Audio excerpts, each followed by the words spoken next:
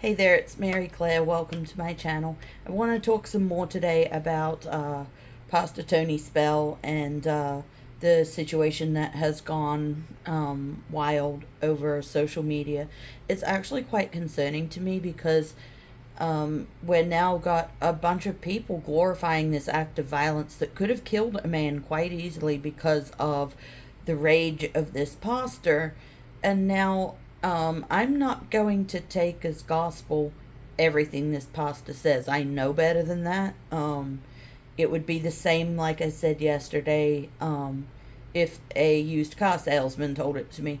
Until I get it from a source that is actually reliable, the stories about what has gone on the last 6 years are just not something that I'm willing to believe went down the way the pastor says that it went down. I'm sure that that there's been some issues. There's no police evidence that it's been that bad. And while you can't necessarily trust the police either, they do usually have phone call records and whatever, and they have not indicated that there was a problem that bad. And in this case, I'm more inclined to believe the police than I am a pastor. That's just where I'm at on it. And especially a pastor that has managed to make a name for himself bragging about something that could have killed a man. I still don't understand reveling in this level of violence. I was someone that used to have to live with violence like this in order to survive, but this man isn't doing it for survival.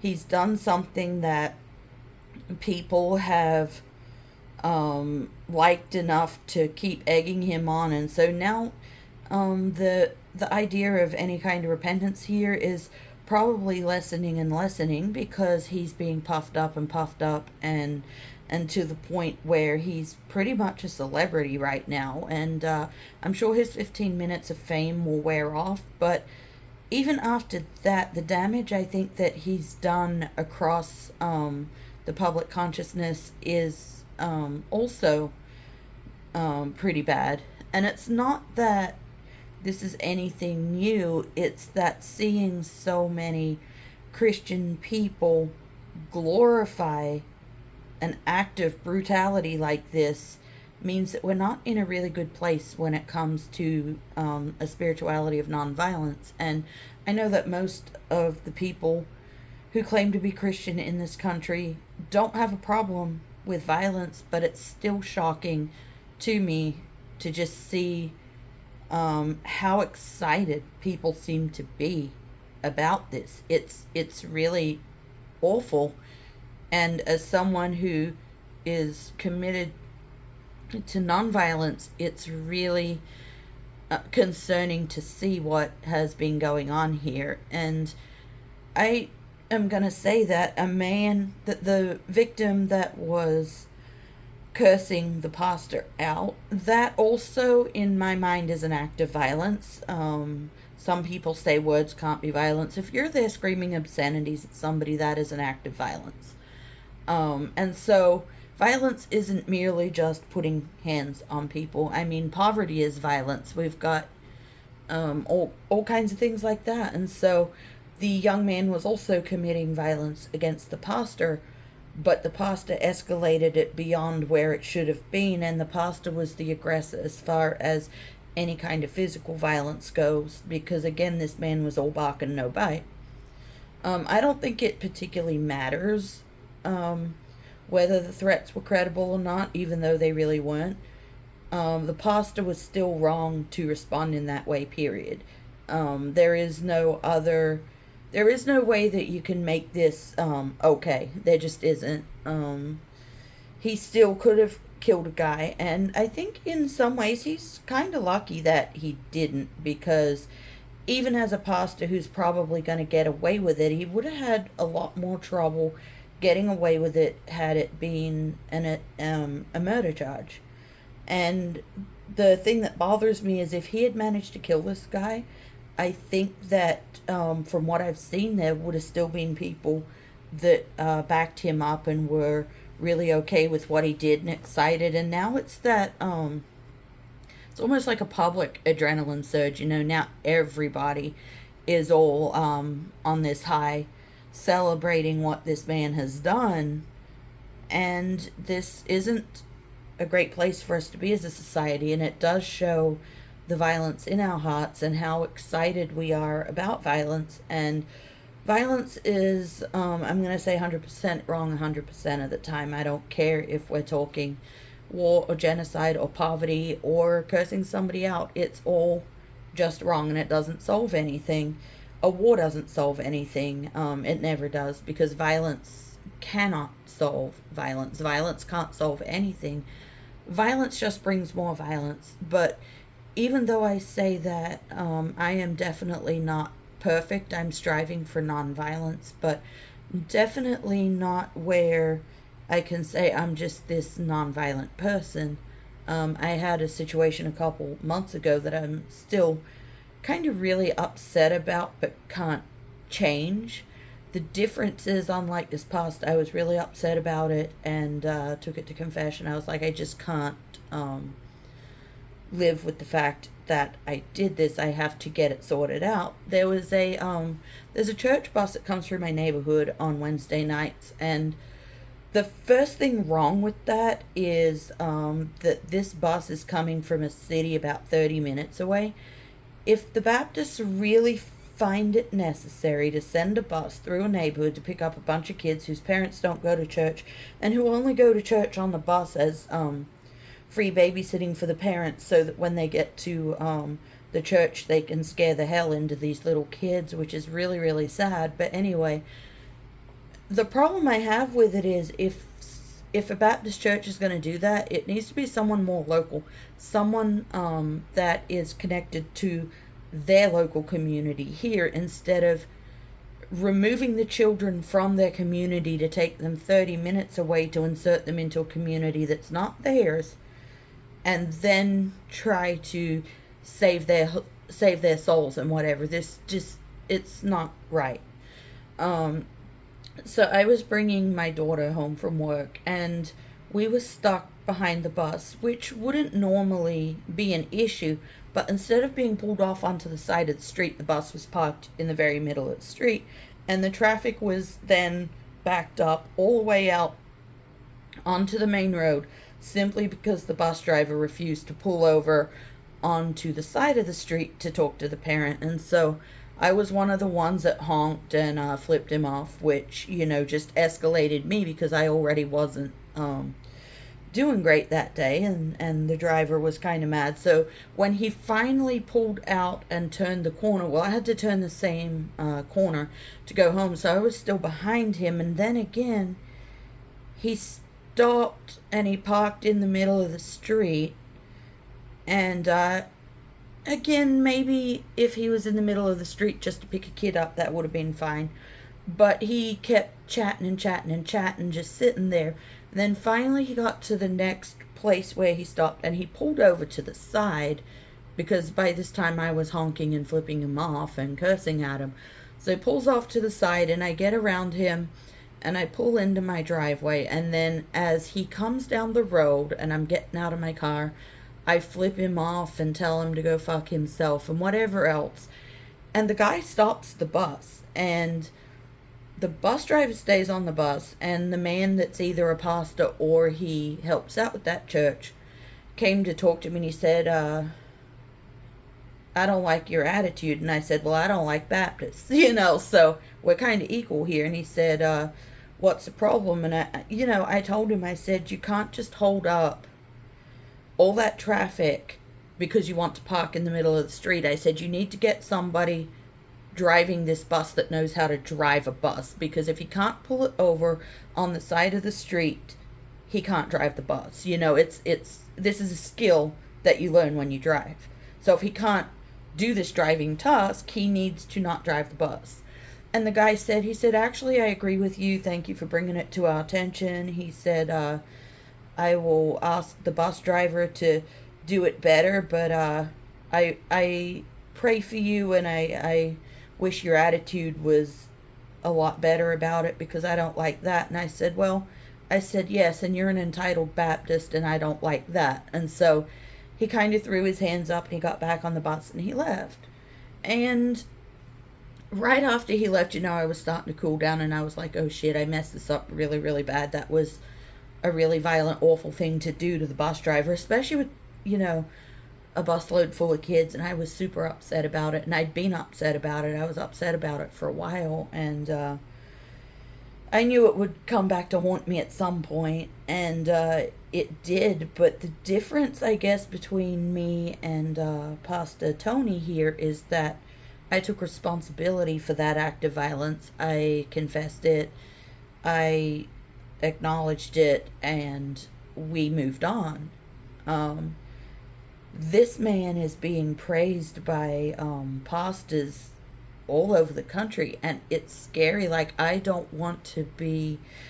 If I was attending a church where the pastor outwardly, like in conversation or in the pulpit, praised this man the way that a lot of these pastors are, I would leave that church, because this is just not cool. This is not right. And like I said yesterday, he could still turn this around and repent and say, hey, I was wrong, and use it as a moment to, you know, say that violence is wrong. He could have killed this man. He's sorry.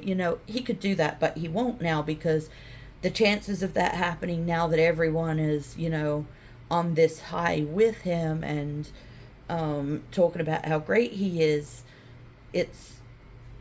there's much less of a chance now of that happening. And there was someone who said, well, it wasn't just the verse that was bothering me, where he said, well, Jesus says to lay hands on the sick. He just doesn't say how hard or how long. It's not just that. There's people saying, well, this young man must have been possessed by demons to be screaming at a pastor.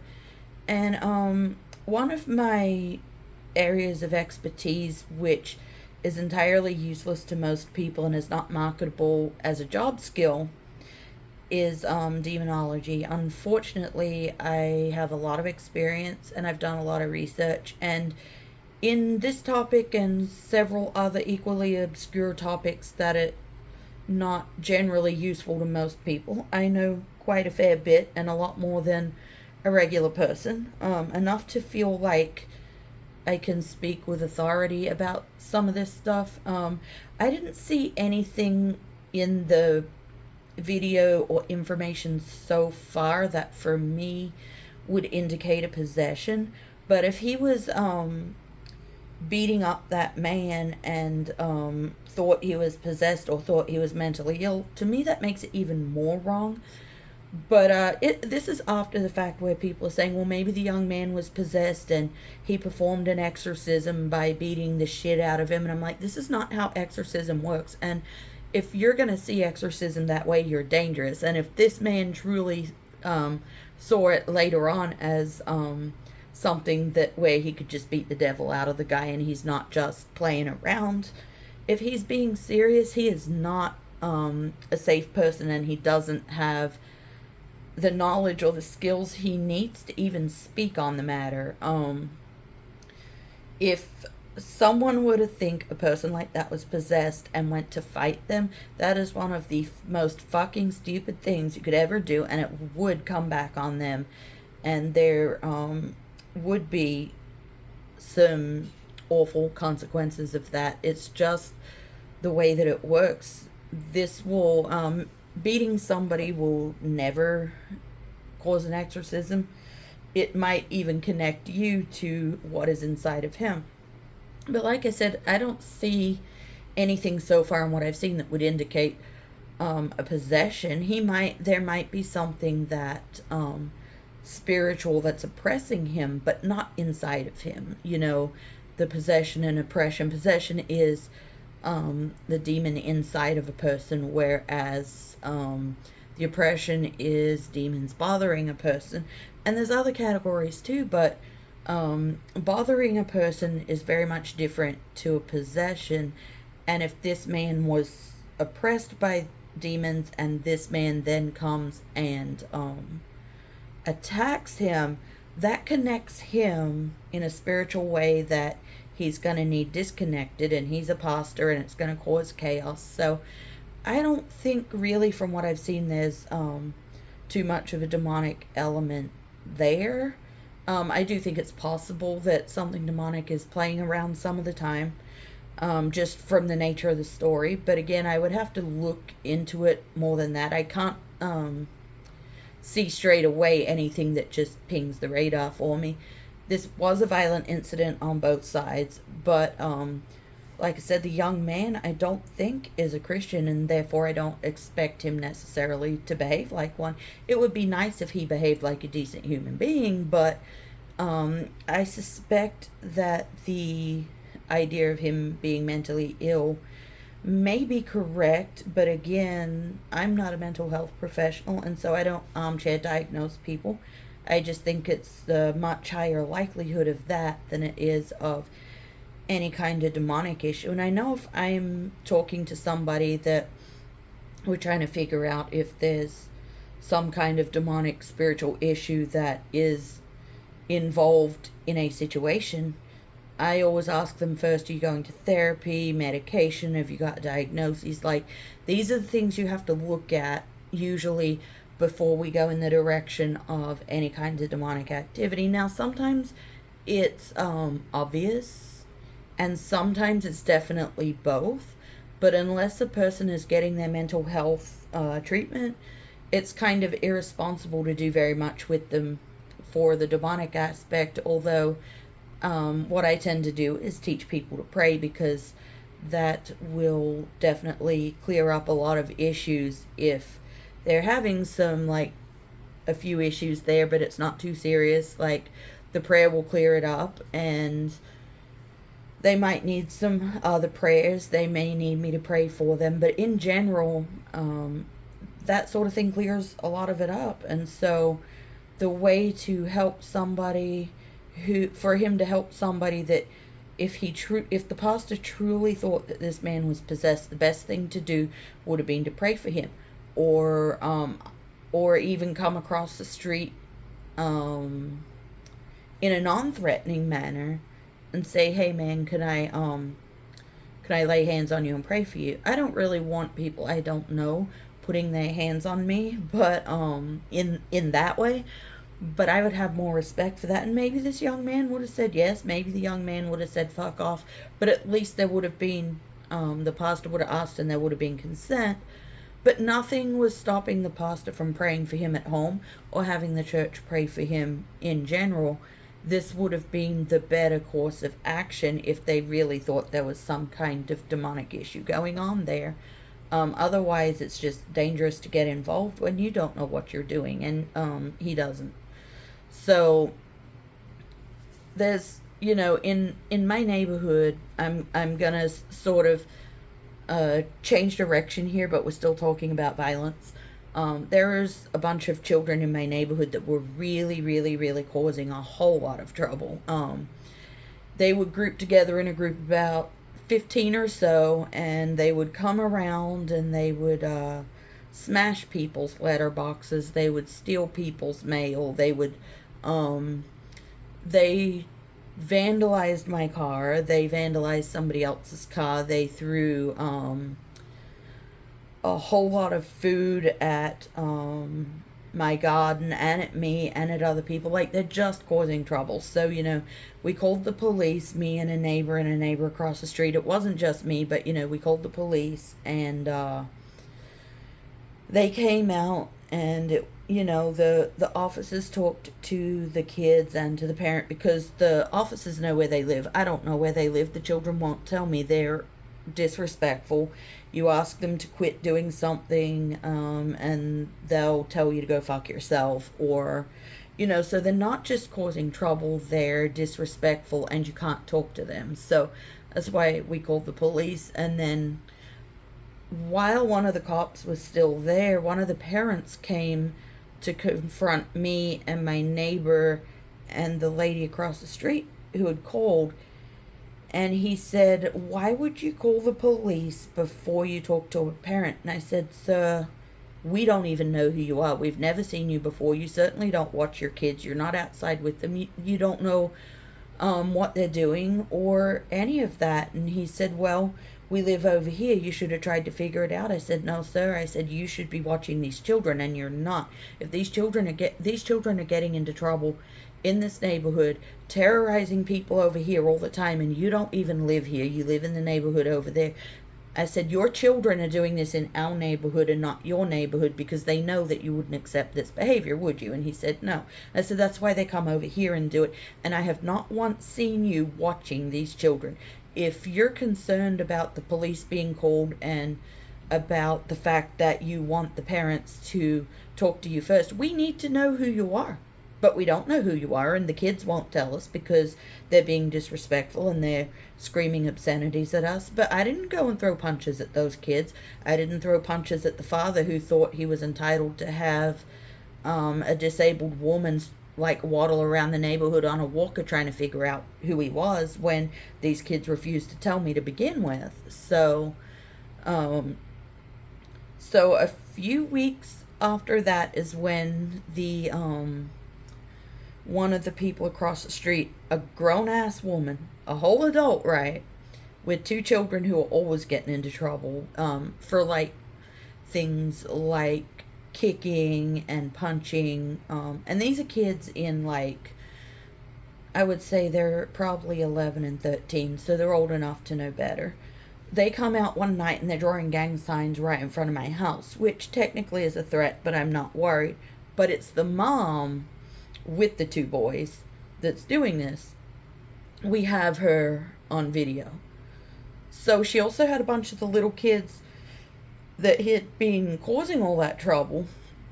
And of course their ages are from like 7 to 16. And so the little kids didn't necessarily know what they were getting into, but they drew the gang signs, they drew a bunch of obscenities, they drew a different one of the gang signs and all signed their names in it, which was really a crazy thing to do, but it was good because the police were able to go to some of those kids' homes. Like, one of them was a 7-year-old girl, and, you know, her parents probably didn't know she was out at 2:30 a.m. drawing gang signs on a street and an adult was there watching. And I haven't seen that particular child going around this neighborhood since, and I don't know if it's because it's been pissing down rain for over a month, and everything's flooded, or if her parents were like, oh shit, we can't have her hanging out with these people, and are now keeping her closer to home. But if your 7-year-old is out at 2:30 a.m. drawing gang signs in a street, you aren't watching them appropriately, you know. But I didn't go and scream and holler and attack the parents. That wouldn't be the right thing to do. But so after they did all this, the lady across the street from me came out and she said, well, I'm sorry that this gang has threatened you like that. She said, but you're one of the biggest drama starters in this neighborhood. And I said, what do you mean? Because I've lived here for 9 years now. And she said, well, a few months ago you screamed at those poor little children on that bus. And I said, yeah. I said, and I regret that, whatever. And I said, I'm sorry. I wasn't screaming at the children though. But you know, she had the right to say something if she wanted to, you know, but that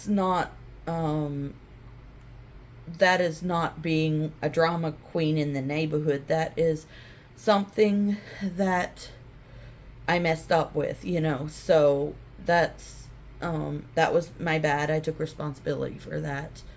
And then she said that I actually had the responsibility and to go find who those children's parents were before calling the police. And I was like, no ma'am, I'm disabled to begin with. I said the children wouldn't even give those details to me. I did ask around, and she flipped her shit and said, no, it is absolutely your responsibility. You don't get to just call the police when you're too fucking lazy to go find who the parents are, because the parents don't need the police showing up at their door with video when all you had to do was take the video to the parents. Well, first off, they don't even live in my neighborhood. They live in the next one over. So even if I had walked the neighborhood 3 times trying to look for them, I wouldn't have found the parents because they don't live in this neighborhood.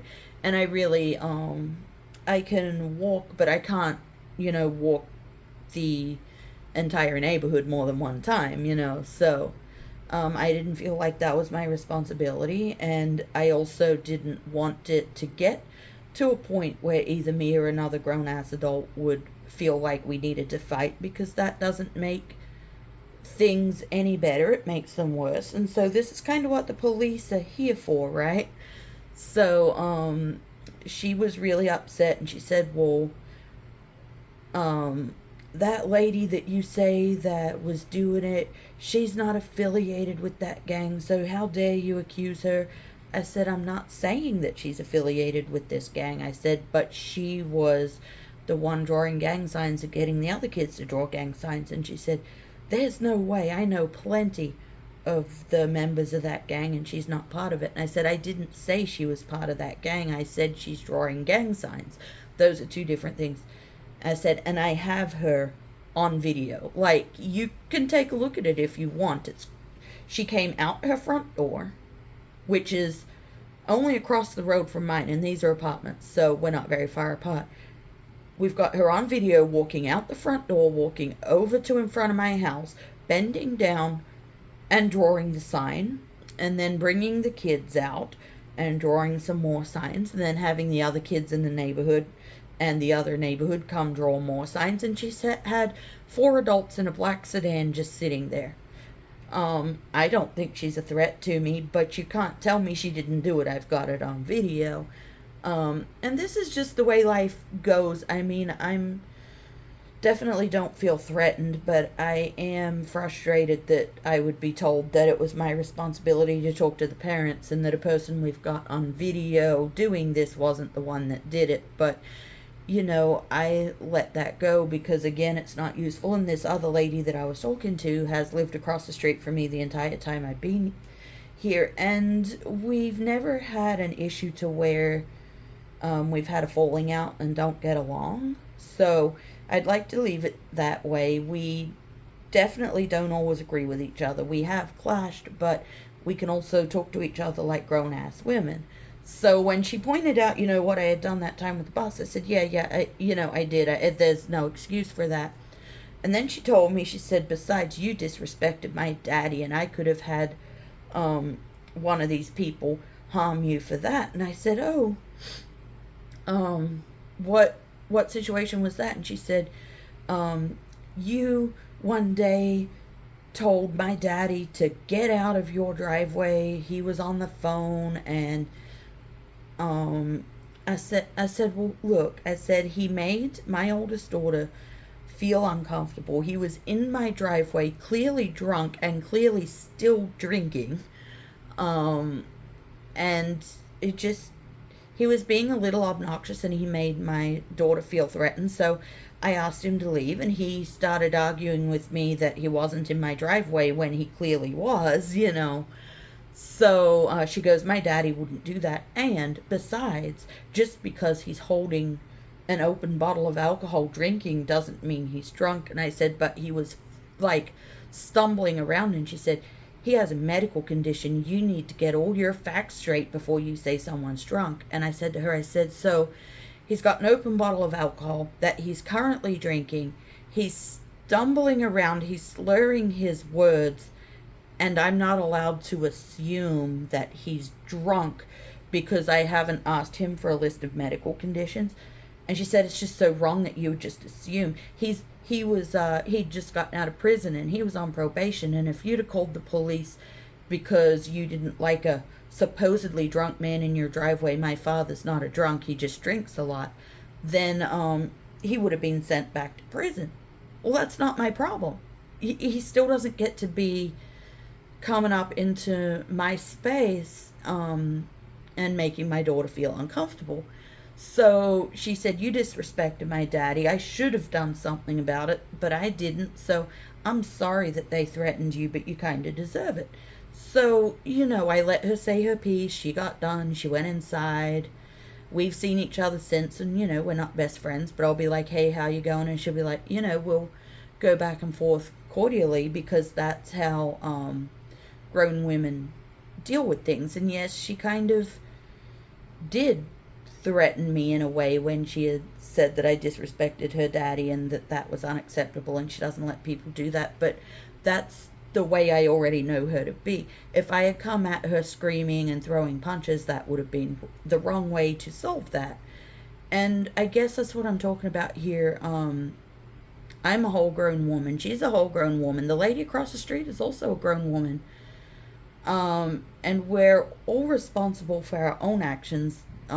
This lady and I managed to talk about our differences without shouting at each other, raising voices, throwing punches. We still don't agree with each other. But that's that. And this kind of thing does happen. So you could also say that these are threats that I encounter, and people are obnoxious, and I could fight these people, but I don't, because violence isn't the way you solve anything. And so I have been told in the past, well, you should, just make her understand the way it is, and maybe you just need to throw a punch and she'll stay on her side and mind her own business or whatever. But that's not the right way to deal with things. And this, I live a life of relative peace because I don't go and get in these people's faces and scream at them. And there was, not only was there no need for Tony Spell to go do that, it was completely and utterly wrong for Tony Spell to go and do that. And as a pastor, he has put himself on a pedestal where he does need to be acting better than a lot of other people do. And when he messes it up, he needs to admit it. That's what he needs to do now. And he won't, because he's being puffed up and everyone's celebrating him and what he did and making excuses, and then turning to people like me who say, that violence doesn't solve anything, and calling us pathetic losers, scaredy cats. I hope, saying stuff like, I hope you don't have kids because we know you wouldn't protect them, and Jesus wants us to protect people. And when, a lot of those opinions are getting quite frustrating, because they ask me to give them scripture as to why I believe in nonviolence, and I do, and they'll say, well, yeah, it says that, but in this case, so you want me to show you the Bible because you believe in Bible alone. I don't, but you believe in Bible alone. You claim that you'll believe it if the Bible says it. You're shown in the Bible where it says it, and then you explain it away as, well, in this instance, it doesn't believe that because God wouldn't want this to continue. So in the end, they're not even sola scriptura people. They don't believe that the Bible alone gives us everything we need and is the only authority, because they have gone and taken that Bible verse and says, well, it doesn't apply for this one time because of this reason. So they're not even doing what they say they believe. And so that whole sola scriptura thing really bothers me too. I mean, because if you really believe that, you need to take those verses and be like, oh yeah, I mean, I guess he shouldn't have done this. But no, they double down. Well, it's okay in self-defense, or it's okay in this, or it's okay in that. And so there's not a whole lot, I usually leave the conversation after, giving biblical evidence for why I believe what I do, because it's not productive to just keep going back and forth. But to see the anger in people who, when you threaten their belief in violence being acceptable in certain circumstances, they get very, very angry. And that in itself is a problem, because somebody is calling for peace and you're getting angry about peace. That's really kind of crazy, isn't it? Anyway, I hope that I'm kind of done with the Tony Spell situation, but I guess that will depend on what comes out of the whole legal process, if more things are said, because I do think it's a sad case study on our current society and the thirst we have for violence. And so if that's something that can get people thinking more about violence and nonviolence, then I guess I'll keep talking about this fella. But it's time for me to go now, and I hope you guys have a great weekend. Bye.